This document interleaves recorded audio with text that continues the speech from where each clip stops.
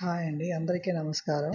ఈరోజు ఒక స్టఫ్డ్ కాకరకాయ చేస్తున్నాను. మనకి కొంచెం ముదురు కాకుండా మరీ లేత కాకుండా మీడియం సైజు కాకరకాయలు తీసుకోవాలి. నేను ఒక 6 కాకరకాయలు తీసుకున్నానండి.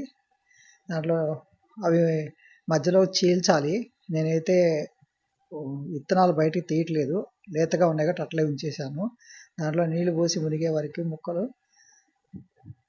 చింతపండు, పసుపు, ఉప్పు వేసి బాగా అట్లా ఉడకబెట్టి ఉంచేసేయాలండి. ఒక 60% మాత్రం ఉడకనివ్వాలి కాకరకాయని. ఉడికిన తర్వాత ఆపేసి చల్లారనిచ్చి అట్లా వాటర్ అంతా పిండేయాలండి. కొంచెం లైట్గా పిండాలి, గట్టిగా పిసకూడదు. పైపైన ఉండే వాటర్ అంతా పోవాలి. ఇలా పిండి అన్ని పక్కన పెట్టుకోవాలండి. పిండి చూసారు కదా, నిదానంగా పిండుకోవాలి. దాంట్లో ఉన్న చేదు అవన్నీ కొంచెం బయటకు వచ్చేస్తుందండి. ఇట్లా తీసి పెట్టుకున్న తర్వాత మనం దీనికి మసాలా తయారు చేసుకోవాలి. చూసారు కదా, ఇట్లా నీరు పిండేసాము. ఒక స్పూన్ ధనియాలు, ఒక 2 స్పూన్లు తీసుకున్నానండి. ఒక స్పూను జీలకర్ర తీసుకున్నాను. ఈ 2 దోరగా వేయించి పక్కకు తీసి పెట్టుకోవాలి. తర్వాత ఒక స్పూను పచ్చెనపప్పు వేసి వేయించుకోవాలండి. దీంట్లో కొంతమంది మినపప్పు కూడా వేసుకుంటారు. నేను పచ్చెనపప్పు వేసాను. ఒక స్పూను నువ్వులు వేసాను, తెల్ల నువ్వులు వేసుకున్నాను. ఒక 6 ఎండు మిరపకాయలు వేసుకున్నానండి కారానికి. కొంచెం స్పైసీగా ఉంటే బాగుంటుంది. దాంట్లో కొంచెం చల్లారిన తర్వాత ఉప్పు వేసి మనం గ్రైండ్ చేసుకోవాలి. బరకగా, కొంచెం మెత్తగా చేయకూడదు, కొంచెం బరక ఉండాలి.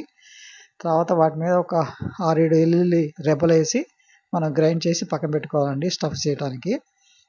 అప్పుడు కాకరకాయ ముక్కలు ఆరిపోయి మనం అంతా పిండేసాం కదండి, దాంట్లో ఈ మసాలా కూరాలి. కూరి పక్కన అట్లా పెట్టుకొని ఉంచాలండి. అన్నిటికీ పెట్టిన తర్వాత ఒక 3 స్పూన్లు, 2 స్పూన్లు కానీ ఒక 3 స్పూన్లు కానీ ఆయిల్ వేసుకొని వాటిని సన్నటి సెగ మీద అంటే మీడియం ఫ్లేమ్లో కాల్చుకోవాలండి. అటు ఇటు తిప్పుకుంటూ ఈవెన్గా కాలేటట్లుగా కాల్చుకోవాలి. దోరగా వేగాలి. చూసారు కదా, అట్లా తిప్పుకోవాలండి. మనం ఇట్లా అక్కడ పెట్టుకొని అలా కాకరకాయని నెమ్మదిగా టర్న్ చేసుకుంటూ అన్ని వైపులా సరిగ్గా కాలేటట్టుగా కాల్చుకోవాలి. ఇది చాలా టేస్టీగా ఉంటుందండి. సాంబారు, పప్పులోకి సైడ్ డిష్గానే కాకుండా మన స్నాక్స్లా కూడా తినొచ్చండి. చాలా బాగుంటుంది.